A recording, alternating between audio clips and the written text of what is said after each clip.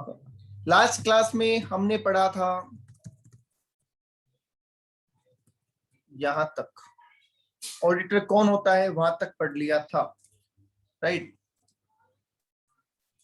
मैं फिर बता दूं, जो भी ये क्लास ले रहे हैं वो क्लास लेने के बाद सेम डे उस टॉपिक को एक बार जरूर पढ़ लें। अगर आपने क्लास में ढंग से समझ लिया और एक बार उसको और पढ़ लिया तो आपको कुछ भी अलग से पढ़ने की जरूरत नहीं पड़ेगी। ओके, ठीक है। और अगर आप ऐसा सोचते हैं कि सर एक बार कोर्स कंप्लीट हो जाए उसके बाद हम करेंगे, तो वो बहुत ही गलत अप्रोच होगी। ठीक है, डोंट डू दैट। चलिए आ जाइए सर आगे, ऑडिटिंग एंड इन्वेस्टिगेशन। अब ये देखो, दो शब्दों का इस्तेमाल किया गया है, ऑडिटिंग एंड इन्वेस्टिगेशन। अब ऑडिटिंग तो हमें पता है, वो तो हम पढ़ चुके हैं सर। ये इन्वेस्टिगेशन क्या होती है? ठीक है, तो मैं इसको पहले आपको एक एग्जांपल से समझा देता हूं। देखिए, आपने जब आप ट्रेवल करते हैं तो आपने देखा होगा पुलिस चेकिंग करती रहती है, देखा है? पुलिस चेकिंग करती रहती है, देखा आपने? यस। अब चेकिंग दो तरीके की हो सकती है। एक जनरल चेकिंग कि भैया उन्होंने बैरिकेड्स लगा रखे हैं, आने जाने वाली गाड़ियों को देख रहे हैं, डाउट होगा तो रोका वरना नहीं रोका, ऐसा होता है जनरली। जैसे रात को आप देखते हैं 10-11 बजे के बाद बैरिकेड्स लगा के बैठ जाते हैं, तो डाउट होगा तो रोक लेंगे, अदरवाइज कोई दिक्कत नहीं है। तो it's a general examination, right. It's a general examination. कुछ एक्सेप्शनल लगेगा तो रोकेंगे, बोलेंगे, पूछेंगे, और नहीं लगेगा तो आप जा सकते हैं। एक होता है नाकाबंदी, जिसमें जब इंफॉर्मेशन मिलती है कि कोई क्रिमिनल निकला है या कोई गाड़ी की तलाश है या कोई इधर से गुजर रहा है उसकी तलाश है, तो उस केस में फिर वो सब गाड़ियों को चेक करते हैं रोक के, राइट। जैसा कि अमूमन आपने देखा होगा इलेक्शन के टाइम पे होता है। इलेक्शन के टाइम पे बहुत सी गाड़ियों को उसकी चेकिंग की जाती है कि उसमें कहीं फंडिंग, पैसे तो इधर उधर नहीं किए जा रहे, ब्लैक मनी का रोटेशन तो नहीं हो रहा, वगैरह वगैरह, राइट। तो दोनों चीजों में फर्क है। जनरल चेकिंग के अंदर वो ये मान के चलते हैं कि एवरीथिंग इज फाइन, ठीक है, एवरीवन इज ओके, बट अगर डाउट लगा तो देखेंगे। एक तो ये अप्रोच होती है। और जब नाकाबंदी कर रहे होते हैं, ठीक है, उस टाइम पे उनकी अप्रोच क्या होती है? हर आदमी को वो शक करते हैं। उनको ये रहता है कि पकड़ना ही है, जो क्रिमिनल है उसको पकड़ना ही है, और हर बंदे को शक की निगाह से वो देखते हैं, राइट। बोलो, बात सही है, समझ में आ गई?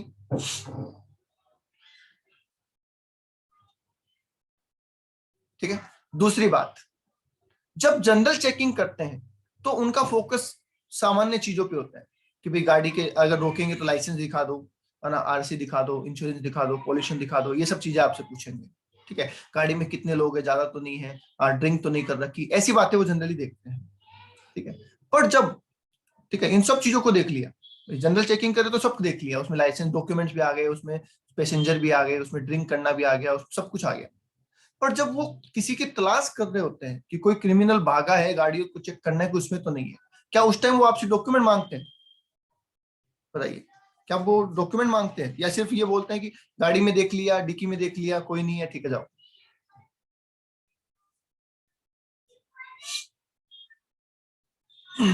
फर्क है, क्योंकि इन्वेस्टिगेशन में उनका फोकस पर्सन पे होता है, डॉक्यूमेंट्स पे नहीं होता है। समझ गए? इन्वेस्टिगेशन में जो बंदा भागा है उसके ऊपर फोकस है, डॉक्यूमेंट्स पे नहीं है। तो अलग अलग सिचुएशन में अलग अलग चीजें होती है। तो सर ऑडिट में क्या होता है? अब ऑडिट में जैसे पीएनबी में घोटाला हुआ सर, पता है सबको? पीएनबी बैंक में घोटाला हुआ 96 करोड़, 100 करोड़ समथिंग। तो उसमें सर कौन था जिम्मेदार? नीरव मोदी, राइट। अब बैंक की ऑडिट तो पहले भी हो ही रही थी, बैंक की ऑडिट तो हो ही रही थी ना। अब गवर्नमेंट क्या करवाएगी बताओ? ऑडिट करवाएगी या इन्वेस्टिगेशन करवाएगी? जब फ्रॉड हो गया तो ऑडिट करवाएगी या इन्वेस्टिगेशन करवाएगी? जाहिर सी बात है सर, इन्वेस्टिगेशन कराएगी, ऑडिट तो वैसे भी होती है, राइट। अब जब इन्वेस्टिगेशन किया जाएगा तो क्या बैंक के सारे रिकॉर्ड चेक किए जाएंगे या वो फील्ड चेक किया जाएगा जिस फील्ड में फ्रॉड हुआ है? जैसे अगर आपने न्यूज वगैरह पढ़ी हो तो पीएनबी में जो फ्रॉड हुआ था वो किस में हुआ था? LOU में हुआ था, लेटर ऑफ अंडरटेकिंग। किसमें हुआ था? Letter of undertaking. जो गारंटी देता है ना, एक बैंक दूसरे बैंक को गारंटी देता है लोन के लिए, उसमें फ्रॉड हुआ था, राइट। तो अब जब इन्वेस्टिगेशन होगा तो फोकस इन ट्रांजेक्शन पे होगा या डेली जो अकाउंट में पैसे जमा करवा रहा है, किसी का सेविंग अकाउंट है, किसी को लोन दिया गया है, उन पे फोकस होगा।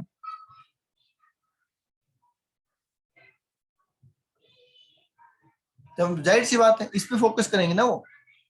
अगर वो एक एक चीज चेक करने लग जाए, कोई अकाउंट खोलना है तो क्या डॉक्यूमेंट लेके आया, है ना, किसी ने कितने सेविंग अकाउंट है, किस किस को लोन दिया गया, ऐसे थोड़ी देखेंगे। उनको क्या मतलब, वो तो रूटीन वर्क है, उनके लिए प्रॉब्लम का एरिया ये है। तो वो इसकी पूरी जांच पड़ताल करेंगे कि ये कब इश्यू हुए, कैसे इश्यू हुए, किसने इश्यू किए, किसने सैंक्शन किए, किसके सिग्नेचर है, वगैरह वगैरह। समझ गए?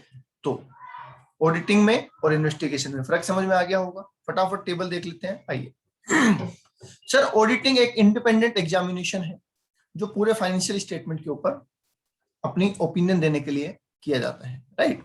जबकि इन्वेस्टिगेशन जो है वो एग्जामिनेशन है टू असर्टेन एनी फैक्ट, किसी बात को साबित करने के लिए वो है, ठीक है। ये ओपिनियन देने के लिए है और ये किसी बात को साबित करने के लिए है। समझ रहे हो नजरिए का कितना बड़ा फर्क है? यहाँ पे सिर्फ ये चेक करके बताना है कि सब चीजें प्रॉपर है, ओके डन। यहाँ पे ये बताना है गड़बड़ तो है, किसने की है, कैसे की है, वो बताना है। समझ गए? ठीक है। अब इसमें सर अलग अलग तरीके हो सकते हैं, क्योंकि अलग अलग केसेस में अलग अलग बातें होगी, तो उसके हिसाब से हम चेक करेंगे। Nature of examination, sir auditing में जनरल एग्जामिनेशन होता है, सामान्य, और जबकि इसमें इन डेप्थ एग्जामिनेशन होता है। ओके, ठीक है।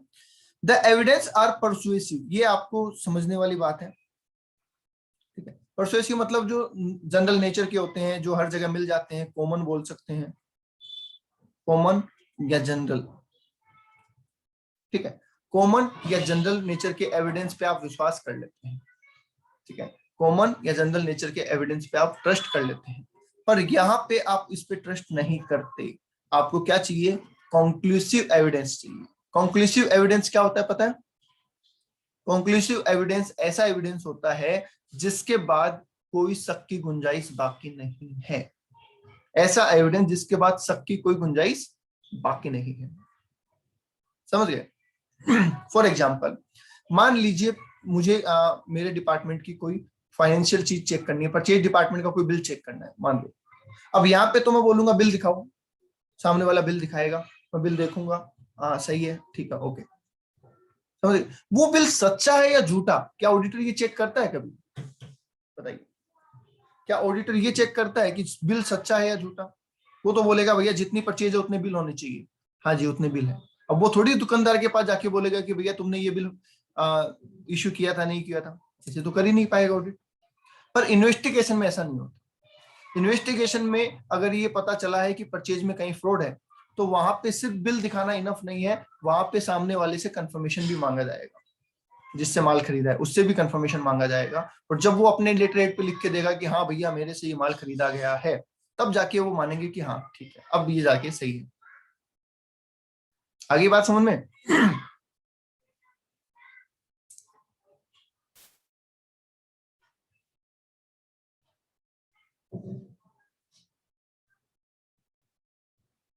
है ना, एक तो आप किसी की बताई हुई बात पे यकीन कर लेते हैं, है ना, और एक होता है कि नहीं, खुद देखेंगे तो ही मानेंगे। समझ गए? ओके, आगे आ जाइए सर। पीरियोडिसिटी, कब करवाई जाती है ऑडिटिंग? सालाना करवाई जाती है। जबकि इन्वेस्टिगेशन एज पर रिक्वायरमेंट है, जरूरत पड़ी तो साल में 2 बार भी हो सकती है, 4 बार भी हो सकती है, और जरूरत नहीं पड़ी तो 5 साल भी ना हो, ऐसा भी हो सकता है। बोलो, क्लियर है? इन्वेस्टिगेशन की जरूरत ही नहीं पड़ी, मेरे ऑर्गेनाइजेशन में गड़बड़ी नहीं हुई, तो मेरे तो 10 साल से इन्वेस्टिगेशन नहीं हुआ है, क्या दिक्कत? जरूरत पड़ेगी तो। An auditor is appointed by the share holder, अब ऑडिटर का अपॉइंटमेंट शेयर होल्डर करता है। जबकि इन्वेस्टिगेशन के लिए अपॉइंटमेंट अलग अलग लोग कर सकते हैं, डिपेंड करता है कि किसको परेशानी हुई है। अगर मैनेजमेंट को किसी बात से परेशानी हुई है तो मैनेजमेंट इन्वेस्टिगेशन करवाएगा, शेयर होल्डर को किसी बात से परेशानी हुई है तो शेयर होल्डर इन्वेस्टिगेशन करवाएंगे, ठीक है, और किसी थर्ड पर्सन को है तो वो गवर्नमेंट को कहेगा, गवर्नमेंट ऑडिट करवाएगी, गवर्नमेंट इन्वेस्टिगेशन करवा सकती है। तो इस तरीके से अलग अलग लोग हो सकते हैं यहाँ पे इन्वेस्टिगेशन करवाने वाले, जबकि ऑडिटिंग करवाने का काम किसका है? शेयर होल्डर का है। आइए सर, स्कोप, इसका स्कोप सर वाइडर है, क्योंकि इसमें ये सब चीजों को कवर करता है, पूरे फाइनेंशियल स्टेटमेंट को कवर करता है, जबकि इसका जो स्कोप है वो स्पेसिफिक होता है, लिमिटेड होता है, सिर्फ उसी पॉइंट के ऊपर जिस रिगार्डिंग फ्रॉड हुआ है। बोल दो बेटा, किसी को कोई डाउट है तो बोल दीजिए।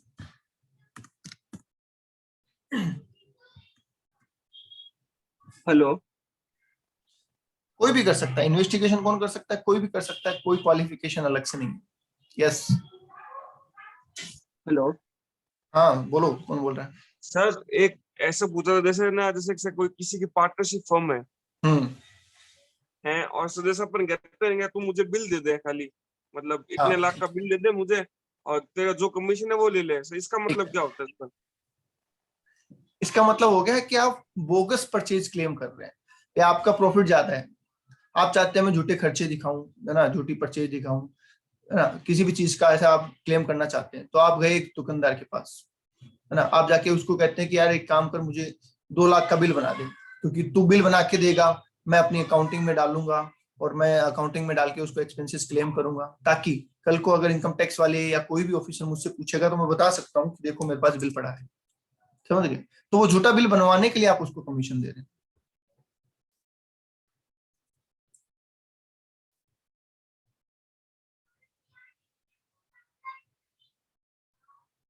Okay, okay.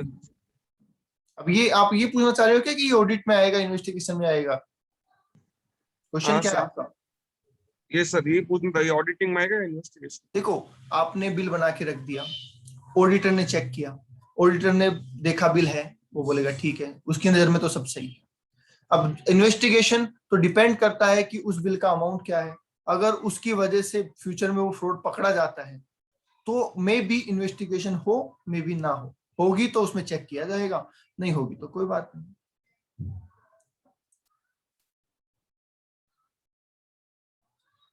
समझ गए? देखो, ऑडिटर होता है चुलबुल पांडे। ऑडिटर कौन होता है? जस्ट लाइक चुलबुल पांडे, कि भैया सब ठीक है, कुछ गड़बड़ होगी तो देखेंगे। और इन्वेस्टिगेशन होता है एसीपी प्रद्युमन, कुछ तो गड़बड़ है वो वाला।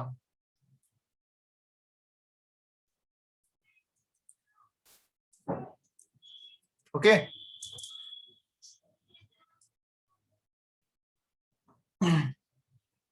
ऑडियो ठीक है? आवाज आ रही है क्या? राघव बोल रहे हैं ऑडियो ब्रेक हो रहा है।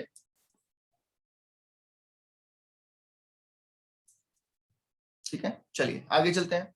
Expect to be cover in audit, जब आप ऑडिट कर रहे हैं तो आप किन किन बातों पे फोकस करेंगे, किन किन चीजों को कवर करेंगे, सुनिए। सबसे पहला बोला sir, accounting and internal control system. सामने वाले ऑर्गेनाइजेशन में सामने वाले ऑर्गेनाइजेशन में जिसकी आप ऑडिट कर रहे हैं, ठीक है, उसके यहाँ पे कैसा सिस्टम लगा हुआ है, आप पहले उसको कवर करें। The auditor should develop an understanding of the accounting and internal control system operated in the enterprises। समझ गए? मतलब क्या होता है, मैं आपको एक विजुअलाइजेशन करवाता हूँ, ध्यान से समझिए। एक बड़ी कंपनी है, आप उसके ऑडिटर हैं, सभी आप मान लीजिए आप सभी उसके ऑडिटर हैं इंडिपेंडेंटली। आप जब ऑर्गेनाइजेशन में जाएंगे तो जाते ये कहेंगे कि भैया फाइलें ले आओ, या पहले जाके उनका सिस्टम समझेंगे कि वो काम कैसे करते हैं? बताइए।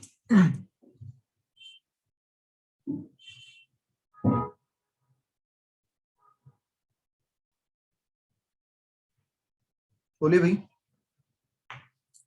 सर पहले सिस्टम समझेंगे, अब उसका सिस्टम आपने सब समझा तो आपको ये समझ में आया कि यार इनका सिस्टम तो बहुत अच्छा है, यहाँ पे तो फ्रॉड हो ही नहीं सकता, तो क्या आपका बर्डन कम हो जाएगा कि ठीक है अब मुझे ज्यादा चेकिंग नहीं करनी पड़ेगी?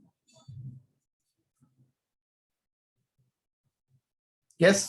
और अगर आपको वहां पे जाके लगता है कि इनके यहाँ तो कोई सिस्टम ही नहीं है, सब राम भरोसे काम है, तो क्या आपका बर्डन बढ़ गया कि अब आपको चेकिंग ज्यादा करनी पड़ेगी? यस। तो इसलिए जाते ही ऑडिटर पहले उनका सिस्टम समझता है कि भैया आपका अकाउंट कैसे बनता है, बताइए, क्या पहले ट्रांजेक्शन कौन करता है, वो कहता है कि सर पहले ये होगा, फिर ये होगा, फिर ये होगा, फिर ट्रांजेक्शन रिकॉर्ड होगा। और आपको समझ में आ जाता है कि इस पूरी चेन में कहीं पे गड़बड़ है क्या। समझ गए। अगर सिस्टम अच्छा है तो ऑडिटर की रिस्क कम है, अगर सिस्टम खराब है तो ऑडिटर की रिस्क ज्यादा है। डन।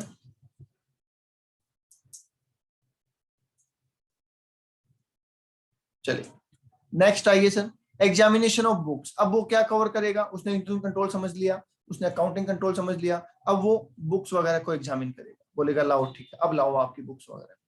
बुक्स वगैरह लाने के बाद कुछ अर्थमेटिकल एक्यूरेसी वगैरह चेक, जैसे बैलेंस शीट का टोटल देख लिया, पीएनएल का देख लिया, ठीक है, बाकी चीजों को देख लिया तो वो सब चीजें वो वहां पे देखना स्टार्ट कर देगा। फिर वैलिडिटी ऑफ ट्रांजेक्शन। अब वैलिडिटी ऑफ ट्रांजेक्शन को मैं आपको समझा देता हूँ। आपने एक कंसेप्ट पढ़ा होगा बेटा, पेटी केस पढ़ा है क्या? पेटी केस पढ़ा है? यस। क्या होता है पेटी केस? पेटी केस सर ये होता है कि बिजनेस का जो मालिक होता है वो कहता है अपने केशियर से या अपने एम्प्लॉय से कि हम तुम्हें एक छोटा अमाउंट दे देते हैं, डेली के छोटे मोटे खर्चे आप इससे करते रहो, बाद में जब पैसे खत्म हो जाए या डेली बेसिस पे आप हमसे इसको रिफिल करवा, जितना खर्च हो गया उतना और ले लो, जितना खर्च हो गया उतना और ले लो। समझ गए? ताकि आपको बार बार छोटी छोटी बातों के लिए पूछना ना पड़े। सोचो एक बहुत बड़ी कंपनी का ऑफिस है, ठीक है, वहां पे कोई एज ए क्लाइंट आप जाते हैं और बॉस कहता है कि पियोन को कहता है कि जाओ चाय लेके आओ। अब पियोन बॉस को कहेगा सर पैसे दे दो, पैसे नहीं है मेरे पास, तो कैसा लगेगा? अच्छा नहीं लगेगा। तो इसलिए पेटी केस का आइटम आता है। अब वैसे ही हर डिपार्टमेंट के अंदर एक लिमिट होती है कि भैया आप असिस्टेंट मैनेजर हो, 1 लाख तक का ट्रांजेक्शन आप कर सकते हैं। फिर कहते हैं आप जूनियर मैनेजर हो, 5 लाख तक का ट्रांजेक्शन आप कर सकते हैं। फिर कहते हैं आप मैनेजर हो, 10 लाख तक का ट्रांजेक्शन आप कर सकते हैं। फिर आप सीनियर मैनेजर हो, 1 करोड़ तक का ट्रांजेक्शन आप कर सकते हैं। उससे ऊपर का ट्रांजेक्शन है तो आपको बोर्ड मीटिंग में डिसाइड करना पड़ेगा। समझ गए? इस तरीके से ये सैंक्शनिंग लगा दी जाती है। तो अब मैं ये चेक करूंगा कि पिछले साल एक ट्रांजेक्शन हुआ था 6 करोड़ रुपए का, तो वो ट्रांजेक्शन कहां से अप्रूव होना चाहिए था? बोर्ड ऑफ डायरेक्टर से अप्रूव होना चाहिए था। तो वो हुआ या नहीं हुआ, ये मैं चेक करूंगा। That is called validity of transaction. और जैसे हुआ उसके डॉक्यूमेंट, उसके कॉन्ट्रैक्ट की कॉपी वगैरह सब चीजें हैं या नहीं है, इन सब चीजों को मैं जब चेक कर लूंगा तो मैं ये श्योर हो जाऊंगा कि ट्रांजेक्शन वैलिड है, उसमें कोई गड़बड़ नहीं है। बोलिए आगे बात समझ में?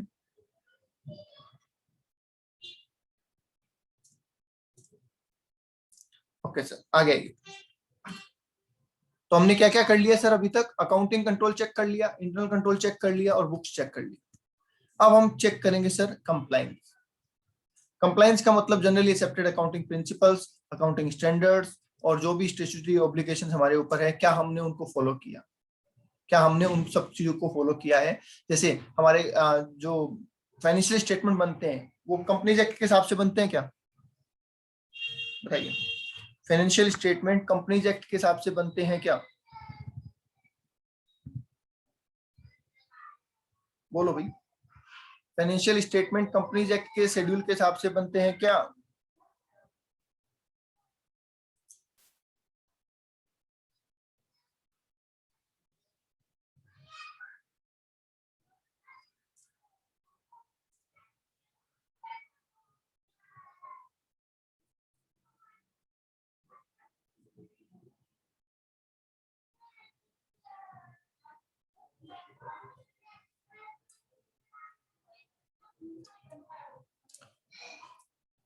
फाइनेंशियल स्टेटमेंट कंपनीज एक्ट के हिसाब से बनते हैं क्या?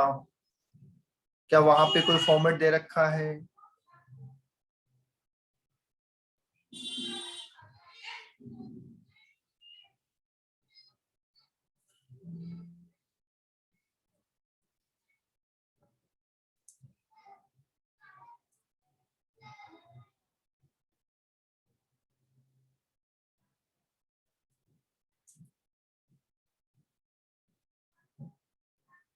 Yes sir.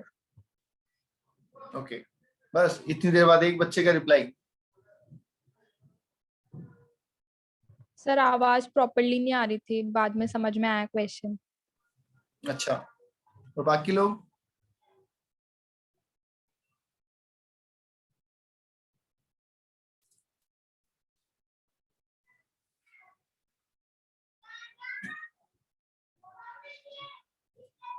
सर भाई ऑडियो तो आ रहा है ना? अक्षिता प्रियंका ऑडियो आ रहा है? चलिए ठीक है, ओके। आया ये सर रिपोर्टिंग की बात। सर ये हमारा फाइनल आउटपुट है। पहले हमने अकाउंटिंग चेक करी, इंटरनल कंट्रोल चेक किया, फिर हमने कंप्लायंस चेक किया, बुक्स ऑफ अकाउंट्स चेक किए, सब कुछ चेक कर लिया। अब तो हमें क्या करना है, रिपोर्ट बना के देनी है। तो जैसे ही ऑडिट हो जाती है और ऑडिट फाइंडिंग हमारे पास आ जाती है तो हम एक रिपोर्ट बनाते हैं, और रिपोर्ट बना के हमारी रिपोर्ट के जरिए हमारा जो भी ओपिनियन होता है वो पहुंचा देते हैं किसके पास, जिसने भी हमको अपॉइंट किया है उसके पास। Audit report state the opinion of the auditor as to the true and fair view of financial position and operating result of the enterprises। तो हम हमारी रिपोर्ट बना देते हैं जिसके अंदर हम इस बात पे कमेंट कर देते हैं कि हमारे जो आपके फाइनेंशियल स्टेटमेंट है वो true and fair view represent कर रहे हैं या नहीं।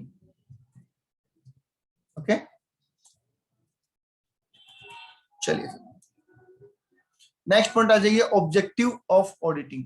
हम ऑडिटिंग क्यों करा रहे हैं, क्या रीजन है ऑडिटिंग कराने का, क्या चाहते हैं ऑडिटिंग से। तो उसके लिए क्या लिखा है, देखिए, एज पर ऐसे 200। अब देखो दो ऑब्जेक्टिव है, किसी भी काम को करने के लिए दो ऑब्जेक्टिव हो सकते हैं, जैसे कि दो हो सकते हैं, दो से ज्यादा भी हो सकते हैं। जैसे आप सीएमए कर रहे हैं, अब सीएमए करने का आपका क्या ऑब्जेक्टिव है, तो पहला ऑब्जेक्टिव आपका हो सकता है ये हो कि सर मेरे को जॉब मिल जाए, ये मेरा पहला ऑब्जेक्टिव है। दूसरा ऑब्जेक्टिव सर मेरा ये भी है कि मैं चाहता हूँ मेरे पास कोई डिग्री हो, ठीक है, मेरा नाम हो या मेरी पहचान हो, इसलिए ये भी हो सकता है। तो सबका अलग अलग ऑब्जेक्टिव हो सकता है किसी काम को करने का। ऑडिटिंग करने के भी दो ऑब्जेक्टिव है, एक प्राइमरी और एक सेकेंडरी। अब किसी को आप पूछोगे ना कि भैया ऑडिट क्यों करवाई जा रही है, तो सबका एक ही जवाब आएगा, ताकि कि सर फ्रॉड पकड़ने के लिए। बोलो हाँ यार, आपके माइंड में भी यही आया था जब आपसे ये पूछा जाए कि ऑडिटिंग क्यों करवा रहे हैं, तो क्या आपके मन में एक ही वर्ड आता है कि सर फ्रॉड पकड़ने के लिए, राइट? पर ये सही नहीं है, इट्स नॉट राइट। क्यों? क्योंकि देखो फ्रॉड हर ऑर्गेनाइजेशन में थोड़ी होता है, फ्रॉड हर ऑर्गेनाइजेशन में थोड़ी होता है, नहीं, हर ऑर्गेनाइजेशन में नहीं होता। तो इसका मतलब क्या उनके लिए ऑडिट करवाना बेकार है? जिस ऑर्गेनाइजेशन में फ्रॉड नहीं होता तो क्या, और होने के चांस भी नहीं है, तो क्या उनमें ऑडिट कराना बेकार है? नहीं। देखिए, ऑडिट फ्रॉड पकड़ने के लिए नहीं होती, ऑडिट होती है, जो प्राइमरी ऑब्जेक्टिव होता है that is true and fair view का रिप्रेजेंट होना, ठीक है। अच्छा, ऐसा जरूरी है क्या कि आपके बुक्स ऑफ अकाउंट्स या आपके फाइनेंशियल स्टेटमेंट में अगर कुछ गड़बड़ है तो वो फ्रॉड की वजह से ही है? ये कोई जरूरी थोड़ी है। ऐसा भी तो हो सकता है कि आप अकाउंटिंग कंसेप्ट गलत फॉलो कर रहे हो, या आप अकाउंटिंग कंसेप्ट ही गलत फॉलो कर रहे हो, ऐसा भी तो हो सकता है। आपको जिस तरीके से अकाउंट, नहीं क्लरिकल मिस्टेक नहीं समझो, आप कंसेप्चुअल गलती भी तो हो सकती है। आप गोइंग कंसर्न फॉलो नहीं कर रहे, अब बताओ ये फ्रॉड है क्या? आप गोइंग कंसर्न फॉलो नहीं कर रहे हैं, क्या ये फ्रॉड है? नहीं सर, ये तो फ्रॉड नहीं है, ठीक है। आप कंसिस्टेंसी फॉलो नहीं कर रहे, एक साल आपने लीफो पे स्टॉक वैल्यू कर दिया, एक साल फीफो पे वैल्यू कर दिया, एक साल वेटेड एवरेज पे फॉलो कर दिया, तो क्या ये कोई फ्रॉड है? नहीं, ये भी फ्रॉड नहीं है। तो पर गलत तो है, गलत तो है। इसकी वजह से हमारे जो फाइनेंशियल स्टेटमेंट है वो सही पिक्चर तो नहीं दिखा रहे। तो इसलिए प्राइमरी ऑब्जेक्टिव ये नहीं है ऑडिट का कि आप फ्रॉड पकड़ो। प्राइमरी ऑब्जेक्टिव है कि आपके फाइनेंशियल स्टेटमेंट सही से बने हैं या नहीं बने हैं, वो as per accounting standard, as per accounting rule, as per financial reporting framework सही है या नहीं। पहला काम ये होता है। आई बात समझ में? इसमें फ्रॉड भी कवर हो जाता है, पर पहला काम ये होता है। तो first primary objective is to ensure that true and fair representation of financial statement. Is that clear? ये हमारा पहला पर्पज। ओके, दूसरे पर्पज पे आइए, detection and prevention of fraud. अब दूसरा सेकेंडरी पर्पज है कि डिटेक्शन मतलब कि ढूंढा जा सके, है ना, और प्रिवेंशन रोका जा सके फ्रॉड को होने से, ठीक है। और डिटेक्शन और प्रिवेंशन ऑफ एरर, तो फ्रॉड और एरर को पहले तो होने से रोका जा सके, और अगर हो गया है तो उसको ढूंढा जा सके। इस बात के लिए भी हम ऑडिट करवाते हैं। तो ये हमारा सेकंड ऑब्जेक्टिव है, it's secondary objective not primary. Is that clear? अब कहीं एमसीक्यू में क्वेश्चन आ गया कि what is the primary objective of audit, तो आप क्या लिखेंगे? Financial statement true and fair view represent कर रहे हैं या नहीं कर रहे हैं, ये बोलिए जी, क्लियर है यहां तक?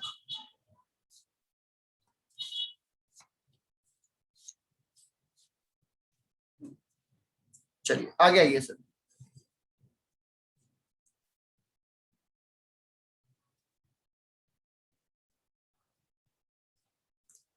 अगर आपको ऑडिट में 6 से 8 मार्क्स फ्री के चाहिए, ठीक है, अगर आपको ऑडिट में 6 से 8 मार्क्स फ्री के चाहिए तो इस वाले पॉइंट को रट्टा मार लो। समझ लोगे तो बहुत ही अच्छा है, और अगर समझा नहीं जाता आपसे तो इसको रट्टा मार लो। 6 से 8 मार्क्स का सीधा सीधा पॉइंट आता है, basic principle of governing audit क्या है। समझ गया? सीधा सीधा क्वेश्चन आता है और बहुत बार आता है, एक बार नहीं बहुत बार आता है। मैंने जब इंटर का एग्जाम दिया था तब भी आया था।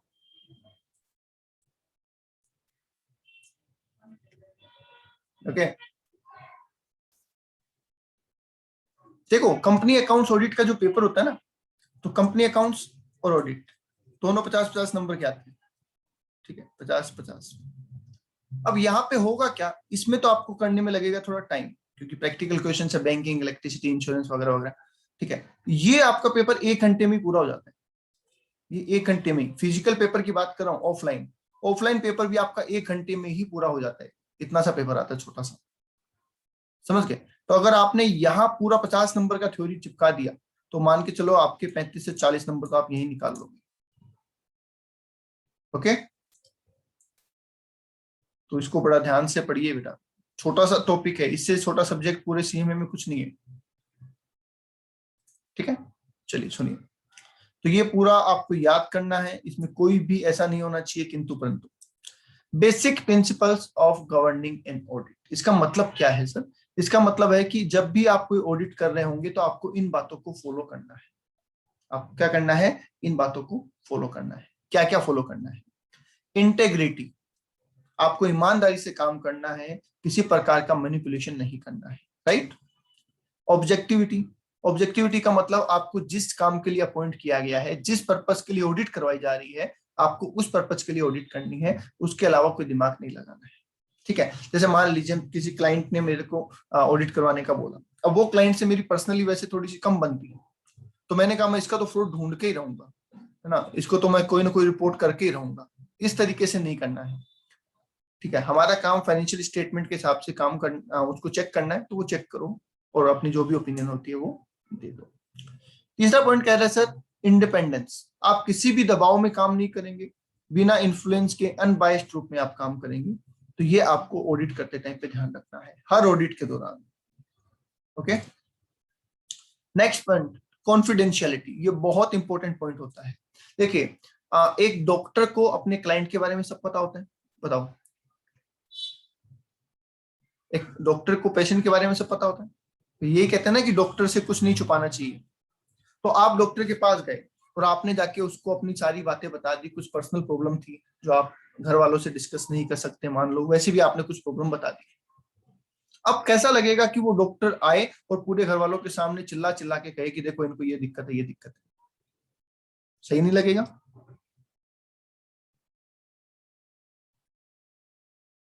समझ गए? तो वैसे ही एक ऑडिटर जो होता है वो आपका फाइनेंशियल डॉक्टर होता है, और उसको आप सब चीजें बता देते हो, इवन ये भी बता देते हो कि सर हमने यहाँ पे ना ये गड़बड़ की है। होता है, क्लाइंट कहता है सर आपसे तो क्या छुपाना, मैं आपको तो बता दूं, देखो हमने ये ऐसे एडजस्टमेंट किया है, इसको हमने ये कर दिया और ये हमने यहाँ ये दिखा दिया, बता देते हैं, ठीक है। हालांकि वो अकाउंट्स के हिसाब से सही है, हो सकता है अकाउंट्स के हिसाब से वो सही हो, पर वो उसने गड़बड़ी की है और वो बता देते हैं सीए को या अपने ऑडिटर को कि देखो सर हमने ये एडजस्टमेंट किया है, अब आप देखो क्या करना है। अब आपको पता चल गया तो इसका मतलब ये है कि आप आएंगे और गली मोहल्ले में पूरे में बता देंगे कि भैया आज तो मैंने पकड़ लिया है, मैंने चिट्टा खोल दिया है, ऐसा कर दिया वैसा कर दिया। नहीं, तो ये नहीं करना है आपको, कॉन्फिडेंशियलिटी ब्रेक नहीं करनी है किसी भी। आप सोचो, आपको रिलायंस का ऑडिटर बनाया गया, आप रिलायंस का ऑडिटर बने, आप ऑडिट करने गए, आपको वहां पे कुछ गड़बड़ मिली, ठीक है, आप आए और आके पूरे मोहल्ले में फैला दिया कि आज मैंने रिलायंस की 200 करोड़ की गड़बड़ पकड़ ली, ये पकड़ लिया, वो पकड़ लिया, और ये बात फैल गई हवा में, चारों तरफ फैल गई, और फैलने की वजह से रिलायंस की रेपुटेशन लॉस हो गया और उनके शेयर्स डाउन हो गए। तो बताओ इसके लिए जिम्मेदार कौन?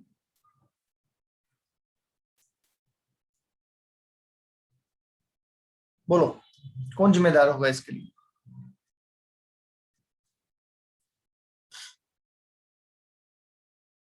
बोलो भाई। ऑडिटर हो जाएगा ना, तो गलत हो जाएगा। तो आप क्लाइंट की कोई भी इंफॉर्मेशन किसी को भी डिस्क्लोज नहीं करेंगे जब तक या तो क्लाइंट की परमिशन ना हो या फिर कोई कानूनी बाध्यता ना हो। ये भी इसमें ध्यान रखना। ऐसा नहीं आप वैसे मना कर दो किसी को नहीं देंगे। अगर क्लाइंट कहता है कि दे दो, जैसे बैंक को कोई स्टेटमेंट देना है, क्लाइंट कहता है हाँ सर दे दो, कोई दिक्कत नहीं है, तो आप दे दीजिए, कोई दिक्कत नहीं है। अब कानूनी रिक्वायरमेंट हो, जैसे मान लीजिए क्लाइंट के यहाँ कोई रेड पड़ गई और सीबीआई वाले आपसे मांगते हैं कि भैया हमें क्लाइंट की जानकारी चाहिए, तो क्या आप सीबीआई को कहेंगे कि नहीं सर कॉन्फिडेंशियल है, हम तो नहीं देंगे? नहीं, वहां पे अगर कानूनी रूप से जरूरत है तो आप दे सकते हैं, उसके अलावा नहीं देंगे। समझ गए? नेक्स्ट पॉइंट आइए sir, skill and competence.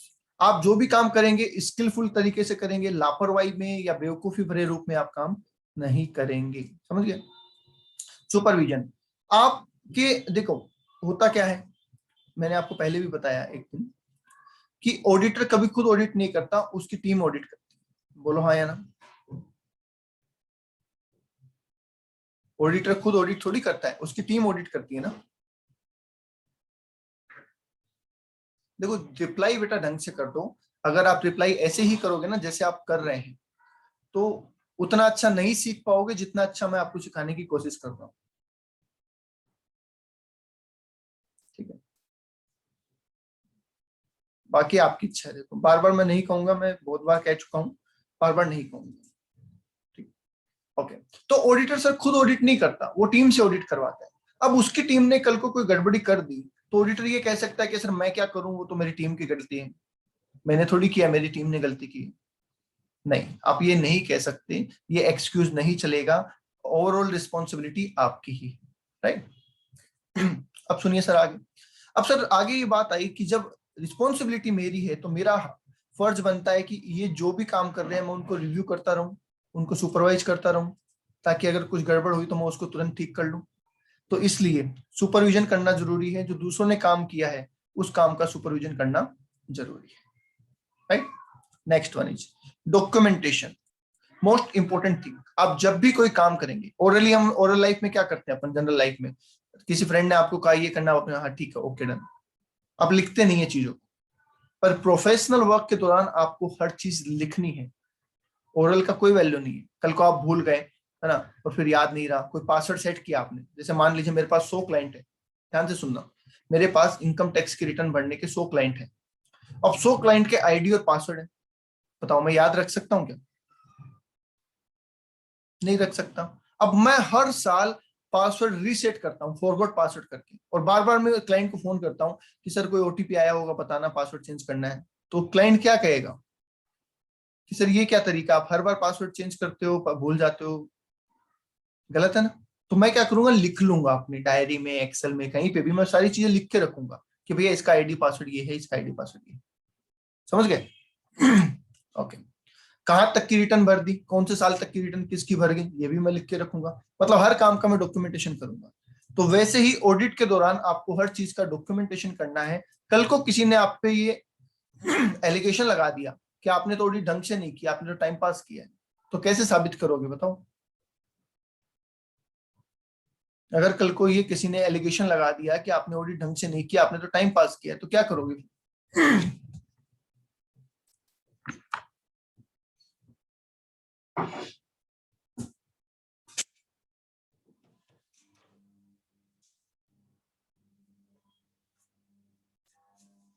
Sir जो भी डॉक्यूमेंट्स प्रिपेयर किए हैं हमने, मतलब जिसने ऑडिटर ने, वो दिखाएंगे, वो शो करेंगे कि हमने तो मतलब लाइक प्रॉपर्ली किया है।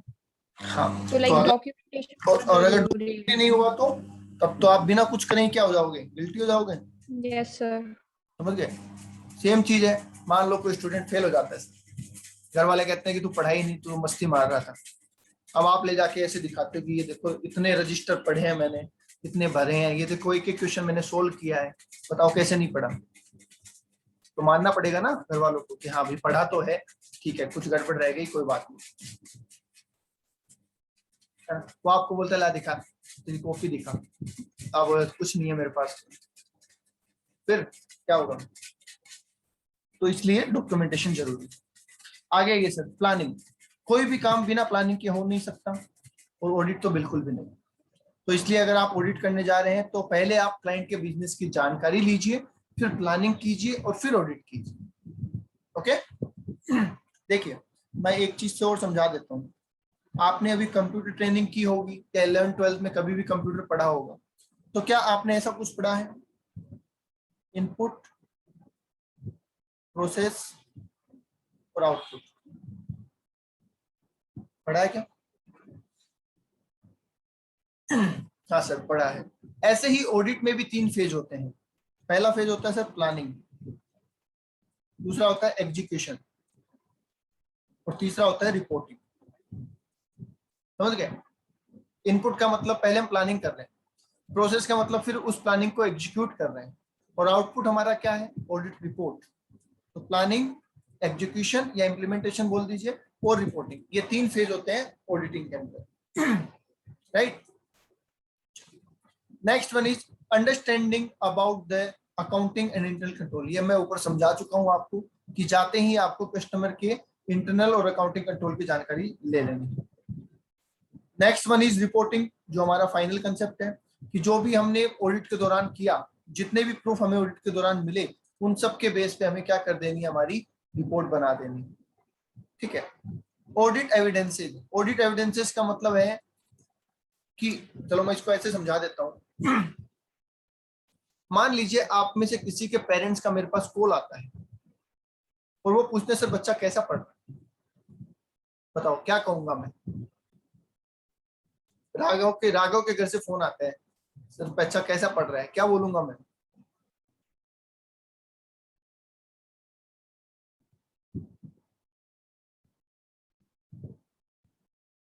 बोलो भाई।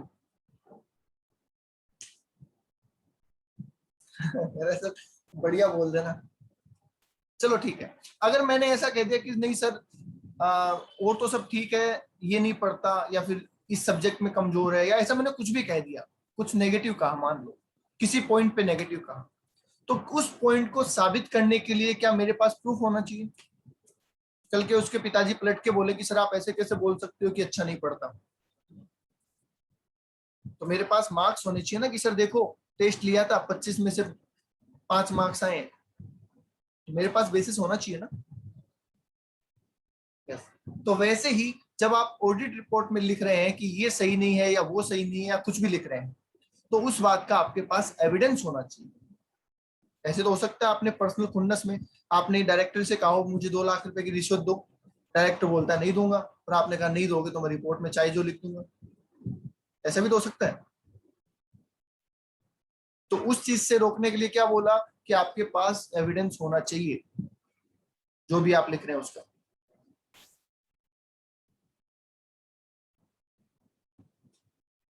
बोलो आगे बात समझ में? ठीक है। अब मैं आपको इसका एक छोटा सा एग्जांपल दूं। सत्यम घोटाला हुआ था, पता है किसी को? सत्यम घोटाला हुआ था 2008 में हुआ था, सत्यम कंप्यूटर्स। अब उस टाइम जब घोटाला हुआ तो क्या आपको क्या लगता है ऑडिट नहीं हुई थी? ऑडिट हुई थी ना, सीए फर्म तो ऑडिट तो कर रही थे ना। तो अब वो सीए फर्म उस फ्रॉड में इन्वॉल्व नहीं है, ये उस सीए फर्म को साबित करना पड़ेगा। बोलो फ्रॉड हुआ है तो लोग तो यही कहेंगे ना, गवर्नमेंट भी यही कहेगी कि आप भी फ्रॉड में शामिल हो, वरना आपके रहते हुए ऑडिट करते हुए फ्रॉड कैसे हुआ? तो अब आपको ये साबित करना है कि भैया हमें नहीं पता, हमारी गलती नहीं है। तो उसके लिए आपको डॉक्यूमेंट दिखाने पड़ेंगे कि देखो हमने इतनी इतनी तारीख को ये सब चीजें चेक की है, हमारे पास ये चीजें हैं, हमारा कोई रोल नहीं है। आई बात समझ में? ओके। तो इसलिए आपके पास डॉक्यूमेंटेशन होना बहुत जरूरी है। बोलिए समझ में आ गई बात? चलूं आगे?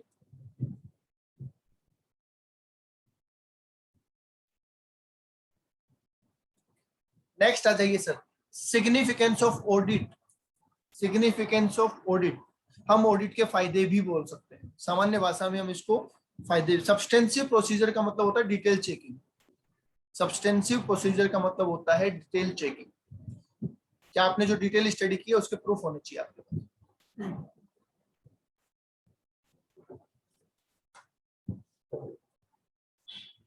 हाँ जी, ओके राघव, चलिए next one is significance of audit. Audit का सिग्निफिकेंस क्या है सर, क्या फायदे हैं ऑडिट के, तो सुनिए। The problem that is always existing when the manager report to the owner is the credibility of the report. ठीक है, जब मैनेजमेंट बुक्स ऑफ अकाउंट्स और फाइनेंशियल स्टेटमेंट बना के मालिक को पकड़ाता है, तो क्या उसमें कुछ गड़बड़ रहती है या गड़बड़ होने के चांस रहते हैं, बताइए।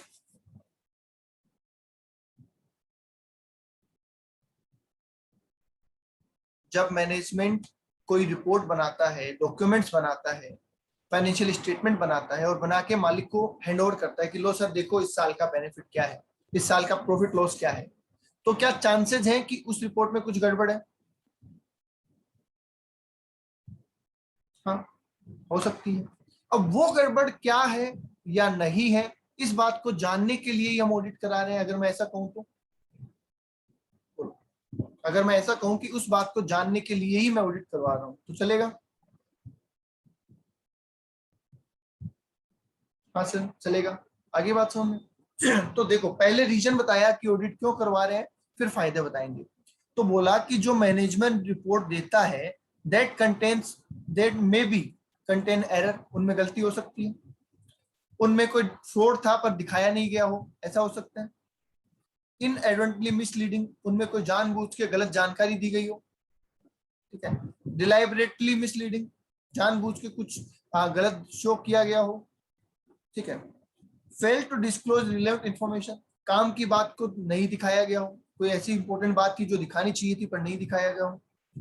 Fail to conform to the regulation, regulation के हिसाब से नहीं बनाई, कंपनीज एक्ट के शेड्यूल 3 के हिसाब से बनाने होते हैं भैया, नहीं बनाया।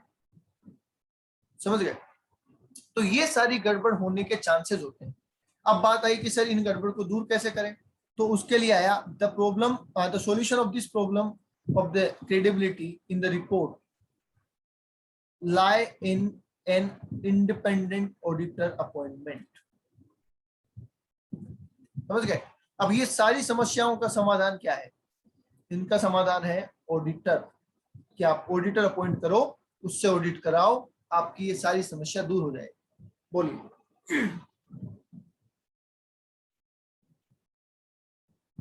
बोलो जी, बात समझ में आ गई? ये पूरा पैराग्राफ क्यों समझाया गया, आपको समझ में आ गया?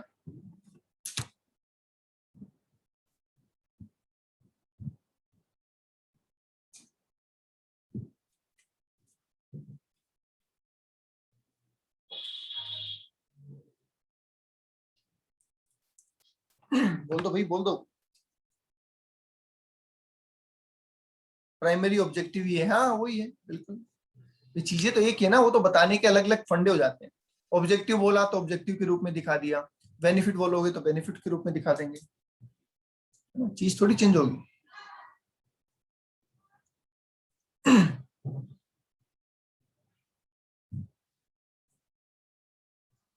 चलिए आगे आते हैं। आगे बोला sir, many financial statement must often conform to the statutory and other requirement. The most notable thing is that all company accounts have to perform, conform the requirement of companies act. जो company accounts बनाते हैं आप, क्या वो companies act की requirement के हिसाब से होने चाहिए? बोलिए। अभी आपने कंपनी अकाउंट्स में वो पढ़ा ना, शेयर कैपिटल और वगैरह वगैरह, डिवेंचर इश्यू वगैरह, तो क्या वो सारे अकॉर्डिंग टू कंपनी लॉ के हिसाब से होने चाहिए? यस, डेफिनेटली होने चाहिए। उसके अलावा अकाउंटिंग स्टैंडर्ड फॉलो होने चाहिए। यस, उसके अलावा इंड अकाउंटिंग स्टैंडर्ड फॉलो होने चाहिए, इंड एस। यस, समझ गए? तो ये सारी चीजें फॉलो होनी चाहिए। और ये चेक करके कौन बताएगा? आपको तो खुद को नहीं आता भाई। मान लो मालिक जो है, हम मालिक को कहते हैं भैया तुम्हें तो खुद को नहीं पता क्या क्या रिक्वायरमेंट है, तो तुम कैसे चेक कर सकते हो कि सही है या गलत है? भाई जो स्पेशलिस्ट हो गया वही तो बताएगा ना कि सही है या गलत है। तो स्पेशलिस्ट को बुलाओ। और कौन है स्पेशलिस्ट? स्पेशलिस्ट कौन है? Auditor, CA, right. ऐसा सीए मत बोलो, हमारे दर्द होता है। अरे सीए में भी है, जो ऑडिट सीए कर सकता है उसके लिए सीए स्पेशलिस्ट है, जो ऑडिट सीए में कर सकता है उसके लिए सीएम स्पेशलिस्ट है। ठीक है, ओके। अब देखिए सर बेनिफिट, पहला बोल रहा है लीगल पॉइंट ऑफ व्यू से क्या फायदे हैं, सुनिए। क्या आपको इनकम टैक्स रिटर्न भरने में आसानी रहेगी अगर आपकी ऑडिट हो जाती है तो? हाँ सर। क्या आपको बैंक से लोन लेने में आसानी रहेगी? हाँ सर, आसानी से मिल जाएगा। क्या आपको इंश्योरेंस क्लेम लेने में आसानी रहेगी? जैसे पिछले साल को आग वाग लग गई थी तो ऑडिट हो जाएगी तो एक्चुअल लॉस पता चल जाएगा हमें, और बैंक इंश्योरेंस कंपनी को भी बिलीव हो जाएगा कि ठीक है आपकी ऑडिट हो गई तो ठीक है। सेल्फ टैक्स काट दो, इसकी जगह जीएसटी लिख दो। अब ये तो नया आ गया ना, जीएसटी पेमेंट में आसानी रहेगी, जो रिकंसिलिएशन वगैरह बनाना पड़ता है उसके लिए आसानी रहेगी, इनपुट आउटपुट क्रेडिट वगैरह सब कुछ देखने के लिए। Yes. Action against bankruptcy, bankruptcy मतलब, बैंकरप्सी पता है?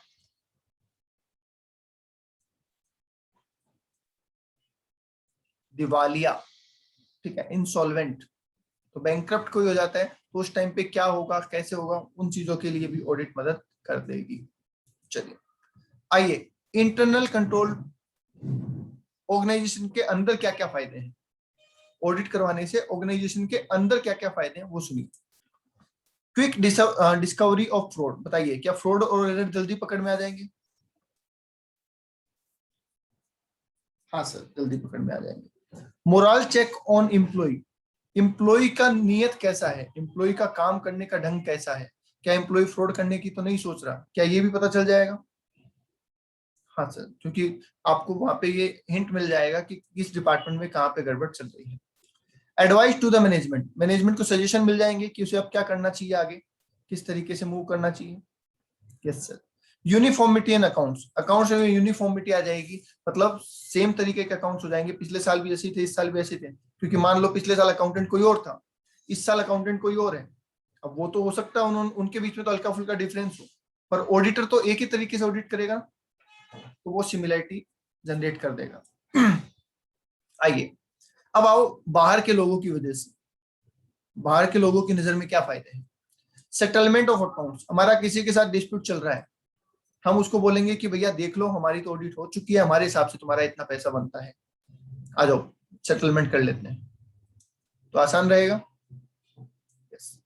वैल्यूएशन ऑफ असेट और गुडविल निकालने के लिए, असेट और वैल्यूएशन की गुडविल, आपने पार्टनरशिप पढ़ा है ना, पार्टनरशिप, पार्टनरशिप में जब नए पार्टनर की एंट्री होती है तो क्या गुडविल कैलकुलेशन होती है? हाँ सर, तो वो कैसे मानेगा, आप तो कह दो कि भैया मेरी 1 करोड़ की गुडविल है, नया वाला पार्टनर मान लेगा क्या? नहीं। पर अगर वही ऑडिटेड काम हो, ऑडिट रिपोर्ट वगैरह साथ में अटैच हो, तो उसकी क्रेडिबिलिटी बढ़ जाएगी। डन, ठीक है। Future trend of business, future में बिजनेस कैसा रहने वाला है उस चीज का भी हमें अंदाजा लग जाएगा, या उस चीज में भी हमें फायदा होगा। बोलिए, क्लियर है? अलग अलग लोगों के नजरिए में ऑडिट का क्या इंपॉर्टेंस है, इंपॉर्टेंस बोल सकते हैं, सिग्निफिकेंस बोल सकते हैं, और फायदे भी बोल सकते हैं। इंपॉर्टेंस,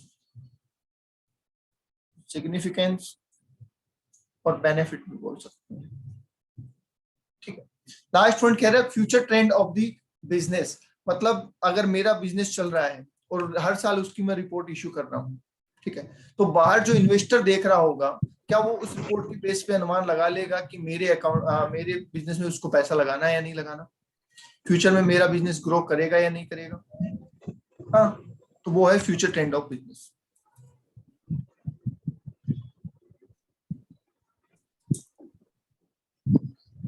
किसी का माइक ऑन है, ऑफ कर लो।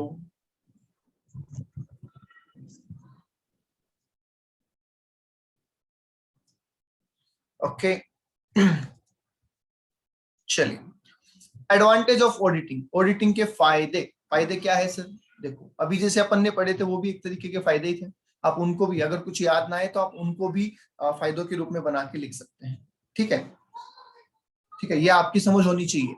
अगर आपको एग्जैक्टली फायदे वाली चीजें याद नहीं आ रही तो आप सिग्निफिकेंस वाले पॉइंट को भी घुमा के फायदे बना सकते हैं। अभी देखना कैसे। पहला फायदा बोला सर, ऑडिट एक टूल है जो कि डिफरेंट डिफरेंट स्टेक होल्डर्स को यूज करता है, उनके प्रोटेक्ट करता है उनके इंटरेस्ट का। बताइए क्या ऑडिट रिपोर्ट से क्रेडिटर्स, मनी लेंडर जो बैंक वगैरह होते हैं वो, जो हमारे इन्वेस्टर होते हैं वो, ठीक है, जो गवर्नमेंट होते हैं वो, ठीक है, क्या इन लोगों को बेनिफिट मिलता है हमारी ऑडिट से? जिन लोगों का हमारे बिजनेस में हित है, जो हमारे बिजनेस में इंटरेस्ट रखते हैं, क्या उनको ऑडिट रिपोर्ट से फायदा मिलेगा? क्या उनके साथ फ्रॉड होने के चांस कम होंगे? यस। तो उनके हितों की रक्षा करता है ना, हिंदी में बोले तो उनके हितों की रक्षा करने का काम कौन करता है सर? ऑडिट करता है।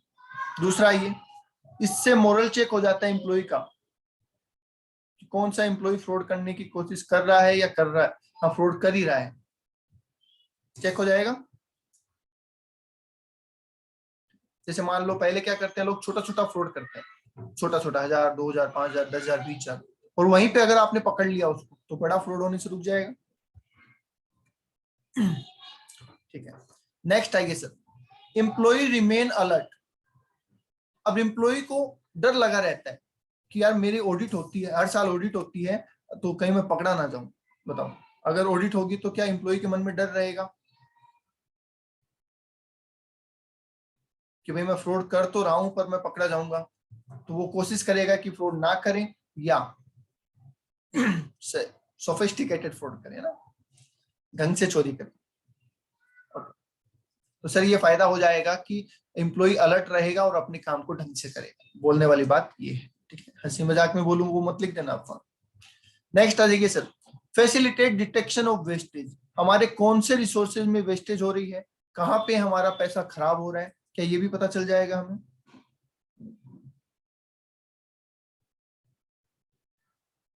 बोलो भाई। यस सर, जैसे मान लीजिए पता चला कि सर हमारी मटेरियल कॉस्ट ज्यादा है, हमने कहा मटेरियल कॉस्ट ज्यादा क्यों है, तो फिर उसका एनालिसिस किया गया तो पता चला कि हमारे यहाँ से मटेरियल चोरी हो रहा है ना, हमारा स्टाफ मटेरियल लेके जा रहा है, चोरी कर रहा है, तो उसको रोक पाएंगे हम? यस।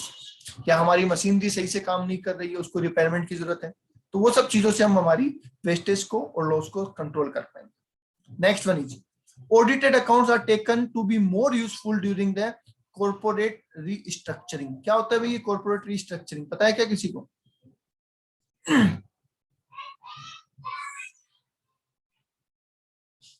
अमलगमेशन का नाम सुना है?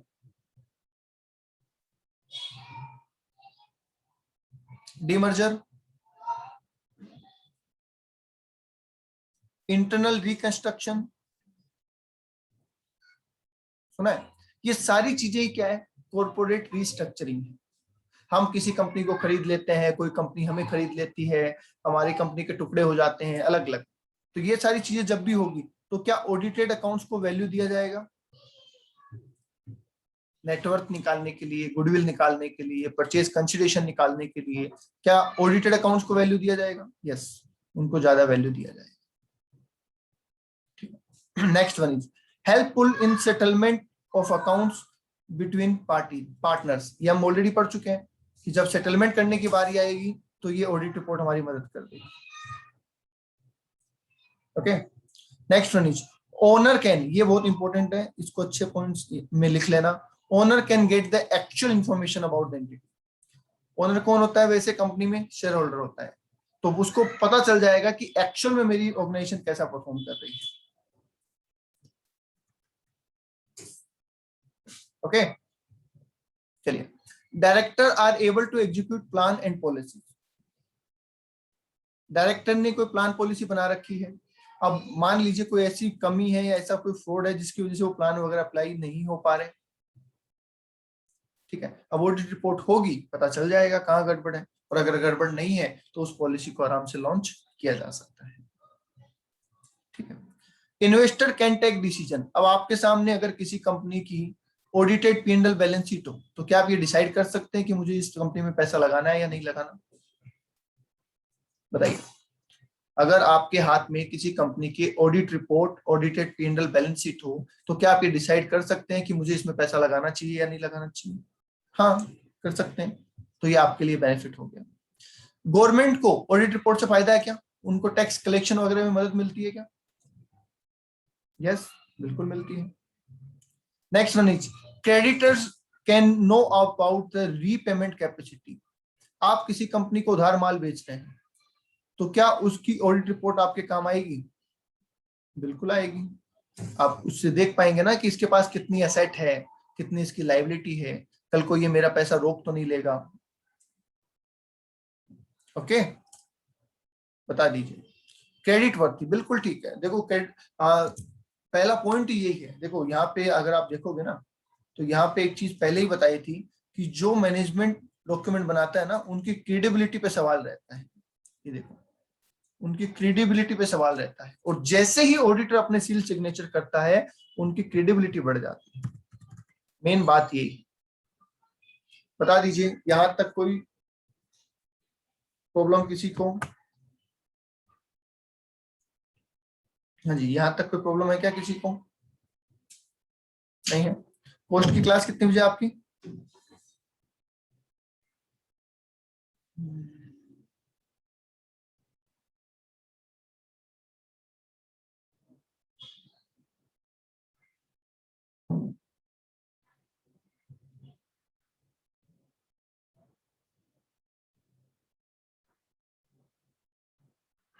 आई थिंक कोस्ट की क्लास नहीं है आपकी, है क्या?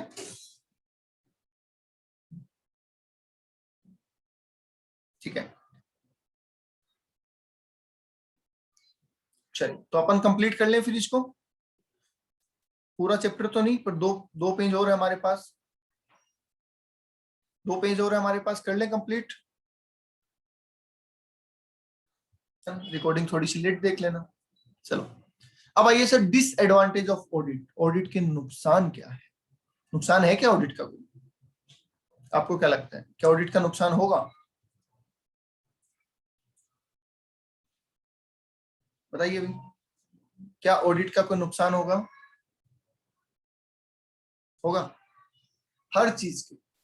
अरे ज्यादा नुकसान तो खाने का भी हो सकता है, अगर आपने ज्यादा खा लिया तो।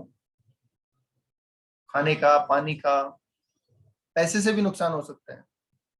होता है क्या?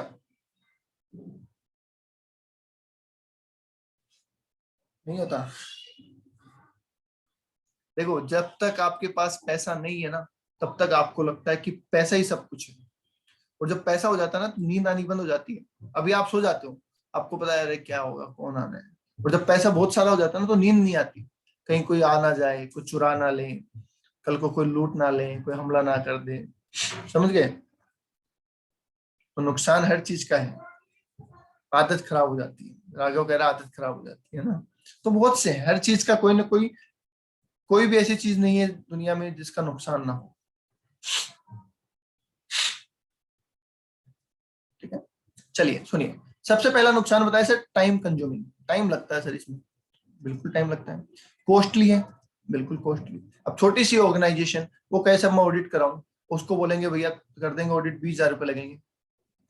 वो कहते साहब अरे 20,000 रुपये तो मैं पूरा अकाउंट्स पे खर्च नहीं करता। तो उनके लिए फायदेमंद नहीं है। यार सर पढ़ाई से क्या, पढ़ाई का क्या नुकसान है? हाँ ये पूछो, तुम्हारे मतलब दिमाग देखो कहाँ चलता है। बोले सर आपने कहा हर चीज का नुकसान है, तो पढ़ाई का नुकसान बताओ। अरे पढ़ाई का नुकसान ये हो जाएगा कि अगर आपने गलत पढ़ा, तो आप काम गलत कर दोगे। ठीक है, तो उसको सही पढ़ो। आप पूरे दिन पढ़ रहे हैं 24 घंटे, तो पागल हो जाओगे। लिमिट में होनी चाहिए ना, 5 घंटे, 7 घंटे, 8 घंटे। ठीक है, हाँ पढ़ने वाले 15-15 घंटे भी पढ़ते हैं, वो भी चलता है। पर इसका मतलब ये थोड़ी है आप पूरे दिन ही ऐसे लेके घूमते रहो। चलिए आगे लिखा है sir, it may be possible कि, अच्छा नेक्स्ट नुकसान क्या बोल रहे हैं, कि क्या ऑडिट होने के बाद ये गारंटी हो जाती है कि अब फ्रॉड नहीं है? बताइए, क्या ऑडिट होने के बाद ये गारंटी हो जाती है कि अब हमारे ऑर्गेनाइजेशन में कोई फ्रॉड नहीं है? नहीं। तो जब अगर गारंटी नहीं मिल रही हमें, तो क्या फायदा ऑडिट का? ये भी तो नुकसान ही है। तो यहाँ पे बोला गया कि ये नुकसान हो जाएगा अगर आपको बाद में भी क्या हो जाता है, ऑडिट कराने के बाद भी अगर फ्रॉड रहता है तो नुकसान हो जाएगा। नेक्स्ट आ जाइए sir, auditor represent only opinion. अब ऑडिटर तो सिर्फ ओपिनियन देता है सर। कल को कुछ हुआ तो ऑडिटर कह देगा सर मैंने तो ओपिनियन दी थी, मेरी ओपिनियन अलग हो सकती है, आपकी ओपिनियन अलग हो सकती है। तो लोगों की ओपिनियन तो चेंज हो सकती है ना। तो आप ऑडिटर को अकाउंटेबल नहीं कर सकते, जिम्मेदार नहीं ठहरा सकते। अगर उसने अपना काम ढंग से किया है तो उसकी ओपिनियन वो बोल सकता है कि भैया मैंने तो सिर्फ ओपिनियन दी थी, अगर गलत भी हो गई किसी सिचुएशन में तो वो उसके लिए जिम्मेदार नहीं है। ठीक है। Last point, burden on mind of employee. आपको याद है ऊपर अपन ने एक पॉइंट पढ़ा था कि एम्प्लॉय के ऊपर ये अलर्ट रहेगा कि यार ऑडिट होती है मेरी तो मैं फ्रॉड ना करूं। पर जो ईमानदार एम्प्लॉय है, क्या उनके ऊपर बर्डन हो जाएगा कि मैं तो बहुत ईमानदारी से काम करता हूं फिर भी मेरी चेकिंग क्यों होती है, डेली मुझको परेशान क्यों करते हैं? तो आप बार बार में एम्प्लॉय को बुलाओगे कि ला भैया वो डॉक्यूमेंट लेके आ, ये काम ऐसे कैसे हुआ, ये क्यों हुआ, तो क्या ईमानदार एम्प्लॉय को ये लगेगा कि यार सर ये तो परेशान करते हैं डेली, ऑडिटर तो डेली आके जान खाता है? यस, हाँ, समझ गए? ओके, चले आगे, बोलो चले आगे।